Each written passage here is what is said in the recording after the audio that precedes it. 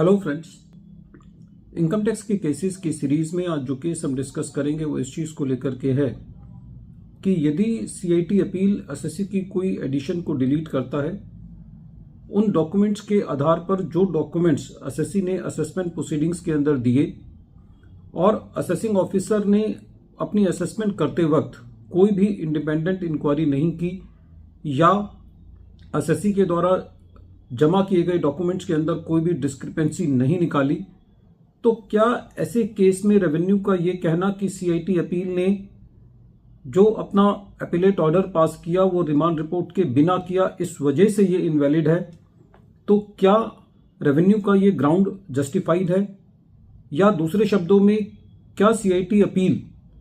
को अपना appellate order pass करने से पहले ये जरूरी है कि सीआईटी अपील असेसिंग ऑफिसर से रिमांड रिपोर्ट मांगे? यही इशू दिल्ली आईटीएटी की एक बेंच के सामने एक case assistant commissioner of income tax versus signature global India private limited के केस में सामने आया और ये case 128 ITR tribunal page number 30 पर रिपोर्ट हुआ। इस केस का जजमेंट 7 सितंबर 2025 को आया। इस केस के अंदर एसएससी की share capital during the year increase हुई थी और एसएससी ने लोन्स लिए थे। दोनों एडिशन सीआईटी अपील ने डिलीट किए थे और दोनों एडिशंस के अंगेंस्ट रेवेन्यू जो है ट्रिब्यूनल के अंदर अपील में था और रेवेन्यू ने ट्रिब्यूनल के सामने एक एडिशनल ग्राउंड लिया कि जो सीआईटी अपील है उसने असेसिंग ऑफिसर से रिमांड रिपोर्ट नहीं मांगी, इसलिए सीआईटी अपील का ऑर्डर जस्टिफाइड नहीं है। जब ट्रिब्यूनल ने इस मैटर को सुना तो ट्रिब्यूनल का यह कहना था कि प्रेजेंट केस में जो असेसिंग ऑफिसर के एडिशन है वो खाली दो बातों पर आधारित है। पहला ये कि असेसिंग ऑफिसर का यह कहना था कि जिन कंपनीज ने एसएससी को लोन दिया है उन कंपनीज की जो इनकम है वो बहुत कम है, और दूसरा जो कारण था वो ये था कि जिस डेट पर एसएससी को लोन दिया गया उसी डेट पर उस कंपनी को पैसा आया था, इसलिए इससे ये डाउट क्रिएट होता है कि उन कंपनी की क्रेडिट वर्थीनेस नहीं है। इसके अलावा एसएससी ने ड्यूरिंग द असेसमेंट प्रोसीडिंग्स जो लैंडर्स थे उनकी बैंक स्टेटमेंट सबमिट की, उनकी इनकम टैक्स की रिटर्न्स सबमिट की और सारे रेलिवेंट डॉक्यूमेंट सबमिट किए, जिस पर असेसिंग ऑफिसर ने कोई भी कमेंट नहीं किया,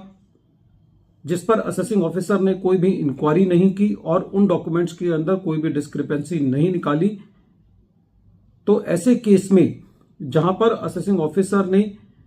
ना तो उनके लिए कोई इंक्वायरी की, ना ही उन डॉक्यूमेंट्स में कोई डिस्क्रिपेंसी निकाली, तो ऐसे केस में जो एडिशन है वो जस्टिफाइड नहीं है और सीआईटी अपील ने जो उन एडिशंस को डिलीट किया है वो जस्टिफाइड है। जहां तक कि रिमांड रिपोर्ट का मांगने के ऊपर क्वेश्चन था, उस पर ट्रिब्यूनल ने यह कहा कि सीआईटी अपील के पास ये वाइड पावर है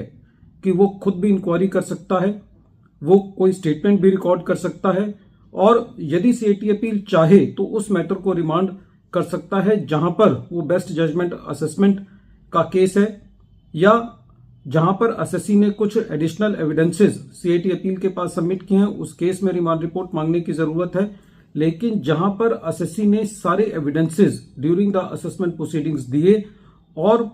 सीआईटी अपील को यह लगता है कि कोई और डॉक्यूमेंट्स की जरूरत नहीं है मैटर को एडजुडिकेट करने के लिए, तो ऐसे केस में रेवेन्यू का यह कहना कि सीआईटी अपील ने जो अपना अपीलेट ऑर्डर पास किया वो रिमांड रिपोर्ट के बिना किया, इस वजह से वो ऑर्डर बैड इन लॉ है, वो जस्टिफाइड नहीं है। ट्रिब्यूनल ने यह भी कहा कि प्रेजेंट केस के अंदर जो असेसिंग ऑफिसर ने एसएससी के जो सबमिशंस थे और जो एविडेंसेस थे उनको खाली डाउट के बेसिस पर रिजेक्ट किया है, और जहां तक रेवेन्यू का ये सवाल है कि एसएससी ने उन लोन का सोर्स प्रूव नहीं किया,